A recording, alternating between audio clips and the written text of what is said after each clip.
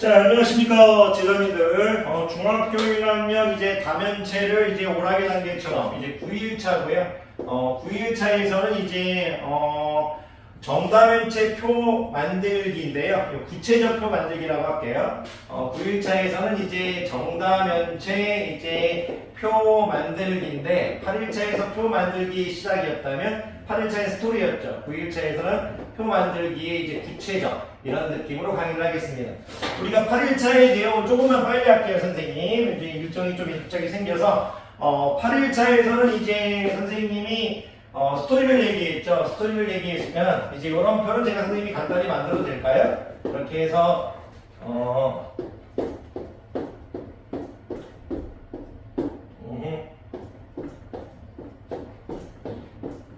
이렇게 할까요? 하나, 둘, 셋, 넷, 다섯, 여섯, 일곱. 하나, 둘, 셋, 넷, 다섯, 여섯. 7개의 정보를, 6개의 정보를 집어넣을 거니까. 자, 여기가 선생님이 정면이라고 했죠. 정면에 이제, 선생님이 한 명이 있는데, 한 면이라고 했죠. 꽁모, 이렇게 말씀드렸었죠. 요거를 여러분들이 못 만들면 8일차를 봐야 돼요.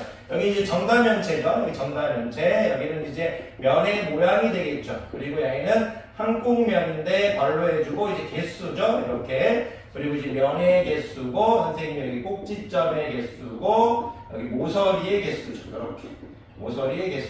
여러분들이 좀 침착하게 잘 적어주세요. 선생님 조금만 빨리 할게요. 갑자기 일정이 생겨서. 자, 이 정다면체인데 우리가 이제 정사면체고요. 여러분들 다 적어주세요. 정육면체 다 적어주세요. 여러분들은 정팔면체, 선생님 정십이면체, 정이십면체 이렇게 할게요. 여러분들 여기 면체 다 적어주십시오. 갑자기 일정이 되겠습니다.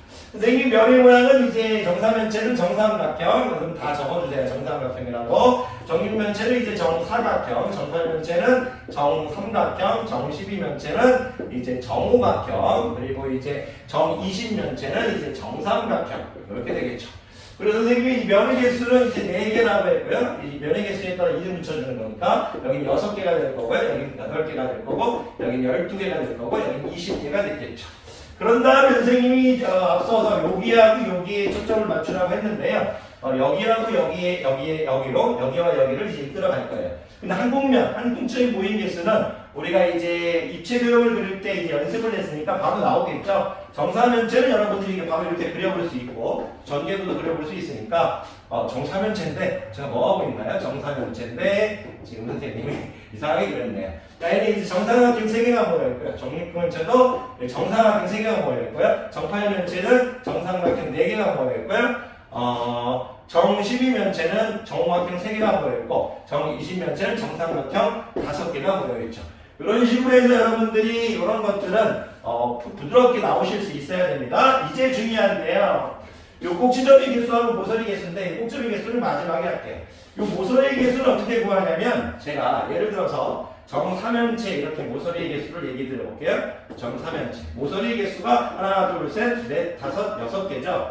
그런데 만약 이 모서리 개수가 6개인 걸 우리가 그리지 않고 이제 구할 수 있어야 돼요. 왜 그러냐면 여기를 전부 다 이렇게 떨어진 정삼각형 4개라고 할게요.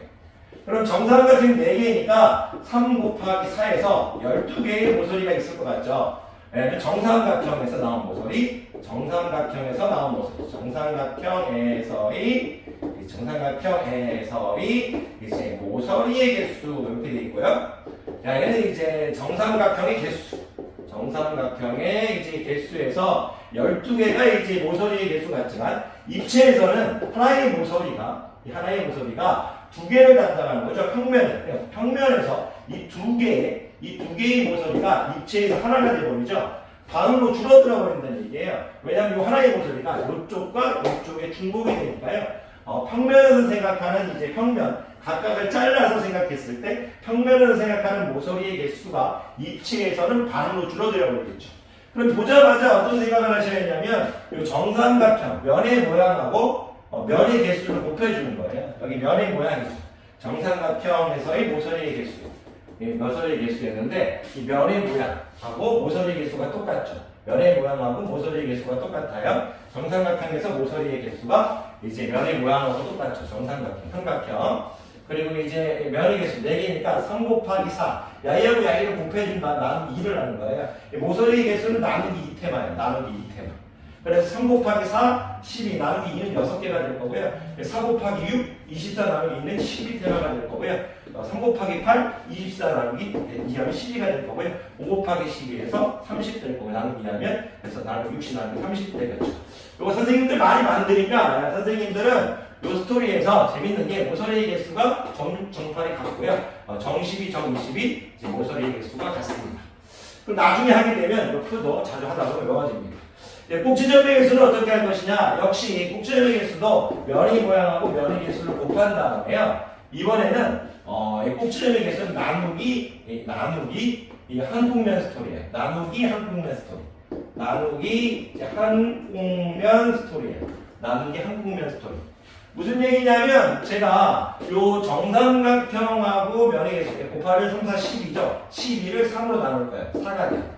왜 그런지 좀 이따가 설명할게요. 4 곱하기 6 여기하고 야이 곱하기 24에다 야이 나누면요 4 곱하기 64 나누기 3이니까 8이 돼요.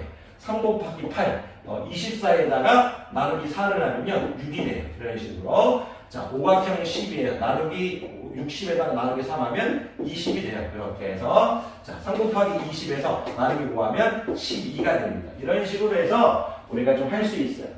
그럼 왜 이거를 이제 한국면의 개수로 나눠주느냐? 스토리가 이거예요. 예를 들어서 야기로 한다면 우리가 이제 물어보고 있는 게 이제 꼭지점의 개수잖아요. 원래 꼭지점의 개수를 보면 역시 면의 모양 곱하기 면의 개수예요. 면의 모양 곱하기 면의 개수가 바로 꼭지점의 개수죠. 면의 모양은 이제 3이고요. 삼각형이니까 면의 개수는 4, 12인데요. 이 평면에서 각각 따로 봤을 땐 12지만 요 세 개, 요 세 개, 요 세 개가 한 꼭지점에 모여서 3분의 1로 줄어버리죠. 한국면의 개수로 나눠줘야 돼요. 여기 있던 것들이 한국면의 개수로 나눠줘야 되는 건 각각에 봤을 때는 세 개인데 한국면의 세 개가 모이면서 세 개의 꼭지점이 한 개의 꼭지점으로 바뀌어버리니까 한국면으로 나눠주고 있는 거예요.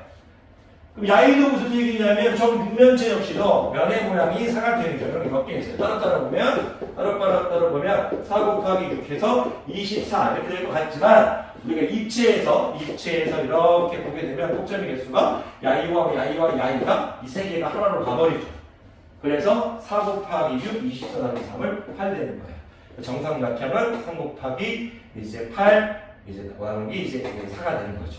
3, 8, 20대 4 나누면 6이 되는 거죠. 이런 스토리가 되는 거예요. 조금 빨리 해서 죄송하지만 어떤 스토리인 줄 알겠죠? 여러분들이 표를 만들고 한국면은 자연스럽게 적을 수 있어야 돼요. 한국면은 자연스럽게 적을 수 있어야 되고 면의 모양 곱하기 면의 개수 면의 모양 곱하기 면의 개수 면의 모양 곱하기 면의 개수 면의 모양 곱하기 면의 개수 야기를 생각해 주시고요. 면의 모양 곱하기 면의 개수 나누기 2가 모서리 개수고 면의 모양 곱하기 이제 면의 개수 그래서 나누기 한국면이 바로 여기 있는 꼭지점의 개수입니다. 꼭지점의 개수. 그래서 면의 모양 곱하기 면의 개수 나누기 한국면이 꼭지점의 개수다. 면의 모양 곱하기 면의 개수 나누기 2가 모서리 개수다. 이런 식으로 해서 이 표를 만드실 수 있어야 됩니다. 강의들 고생 많으셨습니다.